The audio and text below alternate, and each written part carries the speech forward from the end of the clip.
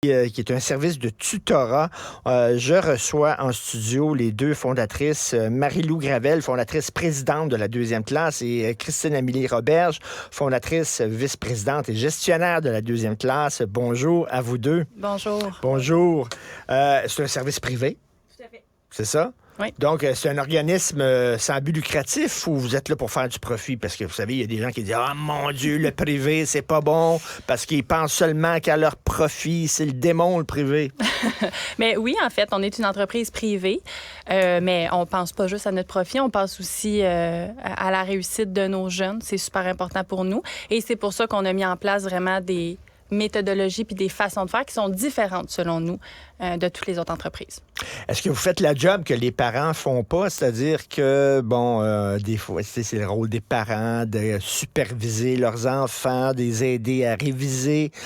Mais tu sais, des fois, nous autres, on n'a pas appris avec les méthodes que nos enfants utilisent. Fait que, tu sais, on a beau les aider, des fois, je trouve on les mêle plus qu'autre chose.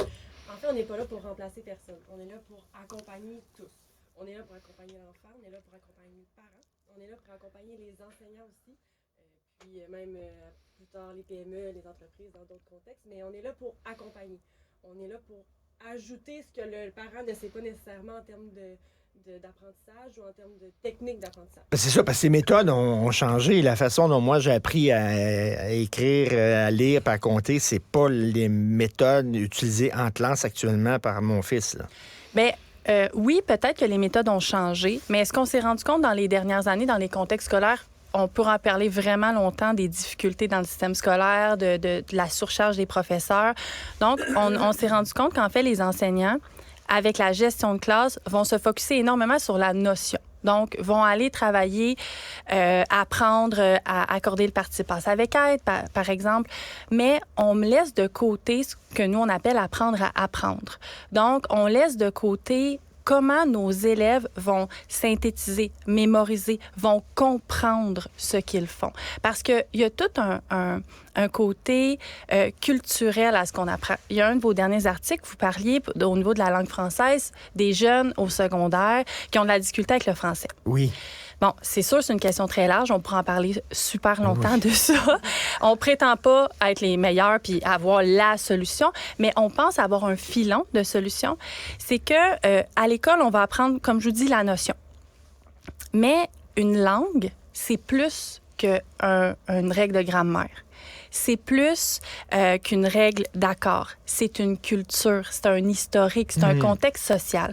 Donc, un enfant qui va découvrir la littérature, qui va aller au musée, qui va découvrir à lire, qui va... Par exemple, moi, j'adore Patrick Sénécal, mais je l'ai adoré dès que j'étais très jeune. Et quand j'écrivais un texte, et quand j'arrive à écrire un texte, j'écris pas juste un texte. J'écris un message, j'écris une émotion. Mais ça, j'adore ce discours-là. J'aime beaucoup ça parce qu'effectivement, c'est une culture. Tu sais, c'est pas rien que faire des dictées là, avec des pièges, là, puis ils vont tomber dans... Tu sais, ça fait pas aimer la langue aux jeunes. Là. Tu sais, si c'est à un moment donné, ils sentent qu'il y a des pièges, puis tu veux leur montrer, regarde, t'es pas bon, puis tout ça, alors que tu veux leur faire apprécier la langue, puis tout ça, c'est autre chose, une autre approche. Là. Exactement. Puis quand on fait nos ateliers en classe, nos ateliers de méthodologie de travail, on travaille énormément avec le lien émotionnel, le lien logique des choses pour les comprendre. Puis on travaille évidemment, nous, avec les 5 sens. C'est comme ça qu'on pense que l'élève va retenir, va comprendre ce qu'il lit, puis va être en mesure de mieux performer, de mieux réussir. Est-ce que vous êtes en train de critiquer les professeurs en disant eux autres font pas ça, nous autres, on est mon meilleurs qu'eux autres? Vraiment pas. Puis on le répète tout le temps. Les orthopédagogues, les professeurs font un travail incroyable. Il manque de moyens. Nous, on n'est pas là pour remplacer personne. Vous êtes là pour pallier les trous, quoi. Un complément. On vient ajouter, on vient bonifier. Puis les professeurs en font déjà une grande portion, là. Mais nous, c'est sûr qu'on arrive dans nos ateliers de travail, dans un atelier de méthodologie de travail, dans les écoles. On est l'activité, c'est différent. Les jeunes ont du plaisir, ça les sort de leur contexte. Tu es en groupe? Oui, en groupe, oui. En groupe de combien à peu près? C'est des groupes classes, donc une classe de 25 à 30 élèves environ. OK, c'est des classes comme les classes régulières, là. En fait, c'est pendant leur journée de classe. On vient dans 1 heure, 3 fois pendant 3 semaines, pardonnez-moi. 1 heure pendant 3 semaines. Puis la première atelier, on est vraiment en qu'est-ce que la méthodologie. Puis on implante déjà des méthodes pour apprendre apprendre à apprendre. Donc, vous travaillez en collaboration avec les écoles? Tout à fait. Et les enseignants. Oui, exactement. Exactement. Est-ce que ce sont les parents qui vous appellent ou c'est l'école qui... L'école. C'est l'école qui Oui, appelle. mais les parents peuvent nous recommander Oui. à leur école de nous appeler, évidemment. Donc, mais c'est l'école qui dit, ben là, on a besoin d'aide, venez nous aider, venez nous appuyer pour mieux encadrer les jeunes. Oui, exactement. Enseigner la méthodologie, c'est pas non plus, tu sais, c'est pas, pas que c'est pas facile, mais c'est pas dans tous les contextes. On dit, ah là, c'est un moment de méthodologie. Donc, nous, quand on arrive, on a un atelier qui est monté qui permet de bien comprendre c'est quoi des méthodes d'apprentissage. Mais est-ce que ça veut dire que il y a des problèmes dans notre système public qui doivent justement s'en remettre à des entreprises privées comme la vôtre pour aider les enfants? Parce qu'il y a des gens qui diraient, si on avait un système public vraiment solide, il n'y aurait pas besoin de vous. Il n'y aurait pas besoin de votre entreprise. Ils feraient la job. Ils seraient capables de faire la job eux-mêmes. Là. Mais possiblement, parce que le problème actuel, c'est si on se retourne à la pandémie, à l'éducation en ligne, il y avait peu de temps, on se concentrait sur la notion, on donnait les informations, puis on continuait comme ça. Alors que si on avait plus de temps, s'il y avait moins d'élèves dans les classes, si on referait le monde avec des si, là, mais c'est sûr que si le contexte était différent, effectivement, il pourrait avoir plus de méthodologie appliquée dans les classes. Vous deux, vous êtes gestionnaire de cette entreprise-là. Vous n'êtes pas nécessairement directement sur le terrain. Là, il y a des gens qui travaillent avec vous. Moi, je suis enseignante au primaire, au préscolaire. Je suis vraiment dans le milieu. C'est sûr que moi, en termes de connaissances... Ça, c'est Marie-Lou Gravel qui parle. Marie-Lou qui parle. Donc, je suis vraiment dans le milieu. Je suis diplômée en enseignement et je connais le contexte. Pourquoi ils sont si stressés que ça? Mon fils est stressé là, avant les examens, puis il n'est pas tout seul. Là, ils sont super stressés. C'est quoi? Il semble que les parents ont énormément d'attentes. Pourtant, on n'arrête pas de dire on baisse la barre, on facilite les choses pour que les jeunes... Ils sont encore stressés. Bien, le mot fait peur. Le mot examen fait peur. Le mot évaluation fait peur. Le mot... c'est comme s'il y avait comme une lumière qui était projetée sur eux, puis le stress arrive de ce fait. Puis, on parle d'examen ministériel, c'est un moment qui est important. On leur dit c'est important. Donc, ils ancrent qu'ils doivent réussir. Puis nous, une façon qu'on s'est dit pour diminuer ce stress-là, on va faire des préparations, des situations de contexte réel, puis on va leur permettre de justement revoir la notion, les mettre en contexte d'évaluation, puis on va leur donner une rétroaction. Ce qu'on n'a pas en examen ministériel, mais on va leur donner une rétroaction qui va leur permettre d'être préparés, de diminuer leur stress, puis dans nos ateliers, on s'assure que...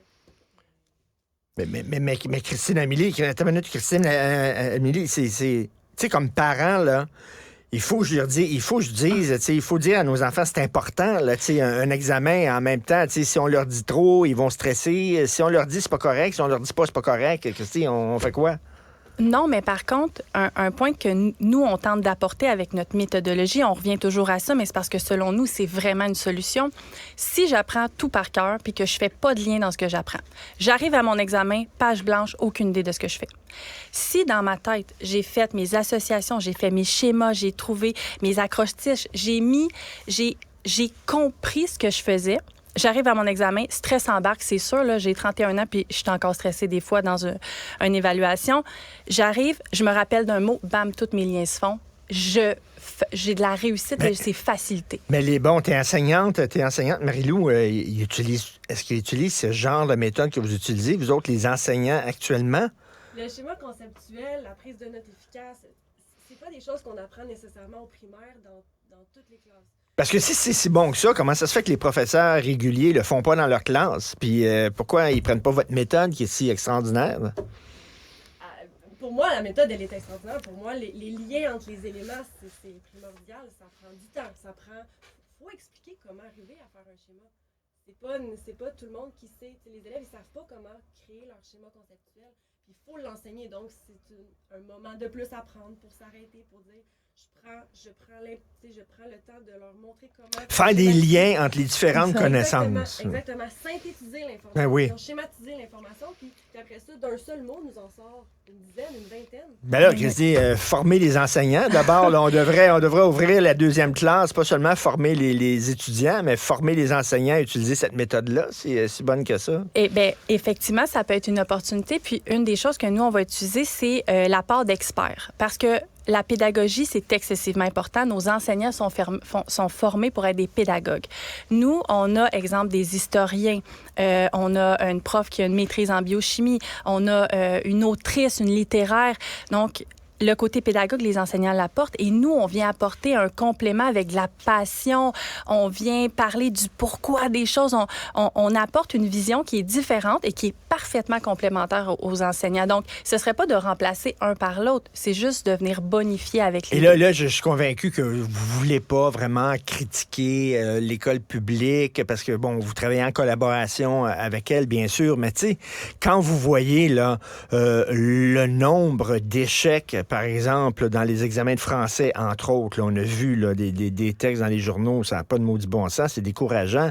Et que, bon, on abaisse toujours la barre pour en faire passer de plus en plus. Vous trouvez ça comment? Quelle est votre perception de ça? C'est dur. Comment se prétendre avoir la réponse à tout, c'est vraiment difficile. Le contexte, il y a un contexte autour de tout ça. Il y a les écoles, certains ont plus de moyens, d'autres n'ont pas de moyens. Donc, c'est dur d'émettre un jugement sur ça parce que Marie-Lou est dans le domaine, elle côtoie des profs, elle est professeure elle-même. Ils font tout ce qu'ils peuvent, là. Exactement. Donc, on fait tout ce qu'on peut, on leur donne tout le jus qu'on peut, puis en fait, ce qu'on trouve important, nous, c'est de leur donner la passion. Puis, c'est ce que Christine Amélie disait avec le fait que nos enseignants à nous sont dans la passion, sont dans leur branche à eux directement. Un enseignant du primaire ne va pas avoir la branche en sciences, en univers social, aussi intensément qu'une tutrice qui est en microbiologie ou qui est vraiment de cœur avec ce qu'elle fait. Donc, puis c'est comme ça qu'on travaille la méthodologie. On veut que les enfants développent leurs sentiments, leurs émotions quand ils travaillent. Mais on fait appel à votre organisme seulement dans les périodes d'examen, c'est ça? Non. Non. Tout le temps, vous êtes là à longueur d'année, là, un peu partout. Tout à fait. En fait, puis plus on est là tôt dans l'année, bien plus, quand on vient faire nos ateliers de méthodologie de travail, nos méthodes d'apprentissage, bien, les enseignants la réinvestissent tout le long de l'année. Puis, ils sont en mesure, justement, d'associer les éléments mis en place, là, de les utiliser. Et il y a combien de gens qui travaillent pour la 2e classe? On a 44 personnes qui travaillent avec nous. OK. Un peu partout au Québec ou c'est surtout dans la région de Montréal? On est surtout dans la région de Montréal pour la méthodologie parce que on se déplace dans les écoles, mais sinon, on est en ligne partout au Québec. OK. Ben bravo. Super. Il faut pas stresser. Là, c'est quoi le conseil que vous donnez aux parents? Comment on devrait agir avec nos enfants en période d'examen comme ça? Là? On devrait faire quoi? La préparation diminue le stress. Le fait de schématiser, faire des schémas conceptuels, pour moi, c'est la réponse évidente. Faire des schémas conceptuels. Je sais même pas. Les gens ne savent pas c'est quoi un schéma conceptuel. Vous me dites de ça. Là, on va venir, ça va nous faire plaisir. Mais c'est la réponse, c'est de mettre l'émotion, c'est d'aller y ajouter des intonations, des rythmes, des rimes, c'est d'aller y mettre du contexte. Le contexte social, d'aller y ajouter des liens qui... Tu sais, si je vous dis Québec, vous me dites bleu. Si je vous dis Canada, vous me dites oui. Rouge. Rouge. Si je vous dis Halloween, vous me dites orange. C'est des liens qui sont social, c'est des liens qui sont culturels. C'est d'aller faire de l'émotion puis de tout mettre ensemble qui fait qu'on se souvient. Et leur dire que c'est le fun d'apprendre, que c'est plaisant d'apprendre des choses, que ça nous aide. Exactement. La culture, ça nous permet de passer du noir et blanc à la couleur. Quand tu as de la culture, tu vois du relief, la vie a plus de goût, tu vois plus de choses autour de toi. Je trouve que c'est vraiment ça, d'essayer d'inculquer ça à nos enfants. C'est pas évident. L'aide, on a besoin d'aide, on la prend d'où qu'elle vienne. Alors, la 2e classe, parfait, super. Merci, Marie-Lou Gravel, fondatrice, présidente, et Christine Amélie Roberge. Merci beaucoup à vous deux. Merci de l'invitation. Vous venez de vous connecter en direct sur Cube Radio? Pas de stress. Tout est disponible en balado sur l'application Cube ou sur le site cube.ca. Cette année, Cube Radio a décidé de ne pas souligner le 1er avril. Pas de blagues douteuses, pas de farce, pas de canular. c'est pour ça qu'on n'essaiera pas de vous faire croire que Sophie et Richard changent de carrière. Moi, je suis Steve le Pimp. Elle fait 10 000 $ par semaine. Salut les gars, comment ça va, Steve le Pimp? À Cube Radio, c'est sérieux. Sacramouille, ça va être quoi après?